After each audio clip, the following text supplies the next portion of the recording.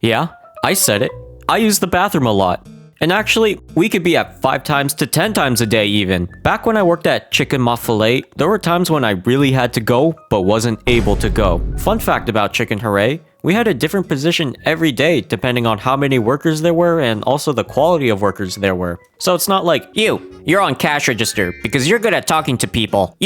You bag the food because you can multitask and you're pretty good with hand-eye coordination. And you're the cleanup guy because you suck at talking to people. And also, those cat ears have to go. It's against our food safety policy. No one gets rid of the cat ears, you bozo. So at the start of every shift, we would look at the bulletin board and see, was this gonna be a good shift or a bad one? There was one position that I did not like because it had to do with my using the bathroom 20 times a day thing. That position was taking orders outside in the drive-thru, not through the speakers, but in real life, where you walk in front of people's cars. You're basically out there for hours on your feet, and the fresh air is nice, and the lack of manager breathing down your neck is nice, but what if you need to use the bathroom? We couldn't just go in the trees and bushes over there. Maybe if it was a Del Taco or a Popeyes. We would have to talk into our headset to tag team someone, so that we could use the bathroom. And that transition would take 2 to 3 minutes, and it's such an inconvenience to the workflow, so now if I do have to go, then it would be at the cost of embarrassment and inconveniencing others. So here's my problem. I don't use the bathroom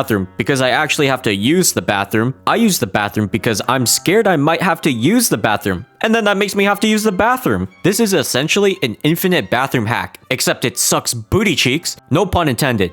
Or is that a pun? Do toilets suck our booty cheeks? So on the other side of the fence, my favorite positions were the ones where I had the freedom to walk around and in case I have to use the bathroom, that opportunity is always there. And then I end up not needing to use the bathroom. Yippee! So those positions were the cleanup position and Amazon priming the food to the customer's position. Because you're always passing by the restroom if you need to. I'll put it this way, every 2 minutes, I have the opportunity to use the bathroom. But when I'm outside taking orders, I have the opportunity to use the bathroom every 2 to 4 hours. Not having the opportunity is what makes me potty. Let me tell you how this whole thing happened. Back in 2021, there was a time where I had to go, but I didn't have a place to go. And that spiraled down into this OCD kind of problem that I have. My parents and I were driving to my university where I had spent the past 1.5 years doing remote learning. I would soon be able to continue my IRL college life and meet my online friends I'd made through Zoom and Discord, so this whole anticipation was giving me butterflies in my stomach. When I get feelings of nervousness, it makes me need to use the bathroom. Whether it be before taking my SATs or before getting on a roller coaster. It's probably one of the dumbest glitches of the human body, and we need a software patch soon. So I'd asked my parents if we could stop by at a rest stop so that I may unload any nervous packages in my body, but when I actually went to the bathroom, nothing really came out,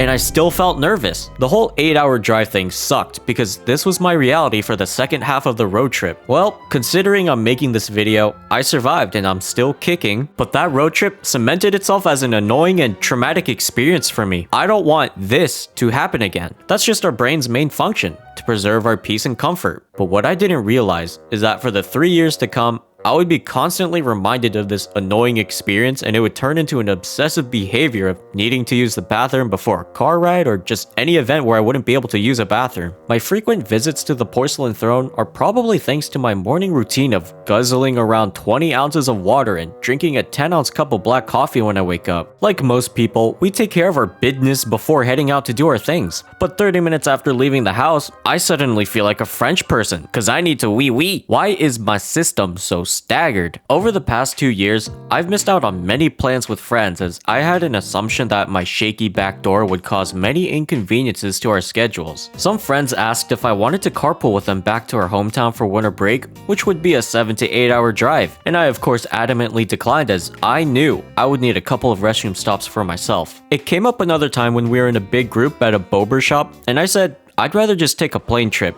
And it unintentionally made everyone think I was some rich kid. I hadn't chosen my words properly in one scenario when I was out with friends. I was feeling bogged down with constantly being on edge with this whole bathroom thing, and I said out loud, I wish I was at home. My social battery's dead. Which is a pretty distasteful thing to say, cause you're kinda saying, I don't want to spend any more time with you guys. I used to be chill with going out. I will say I was always a homebody, more than an adventurer though. I also realized that when I'm alone outside, doing whatever things Kevinu does, I know that there's no judgment from others, as I can theoretically just go to the bathroom when I want to, and thus not halting anyone's schedule. And that peace of mind line makes me not have to use the bathroom. So when my friends asked if I wanted to take that 7-hour road trip with them, I declined. But I would have been more at ease doing it alone. But to them, it sounded like I just didn't want to spend time with them. The silver lining of this was, since I don't often dine in at restaurants anymore, I've cooked a lot of stuff at home, to the point where I'm satisfied with what I can make compared to its counterpart at the restaurant. Things that I end up buying from outside restaurants would be things that would be too much of a hassle to make at home, like deep fried stuff and pastries. Maybe this is some sort of overthinking issue, because I do this with other scenarios. Like in middle school when the whole class has silent reading time for the same exact book, I would always be on edge when people would start turning their pages. I'm 3 sentences away from turning my page. At this point, 20% of the class should be turning their page now, and in 4 more seconds, 60% will have turned their page by now. And now, I forget what I was reading this whole time and have to go back and reread. Now everyone knows it took me 10 seconds after everyone turned their page. Therefore, I just announced to the class that I'm not a speedrunner. So I was one of those kids that was like,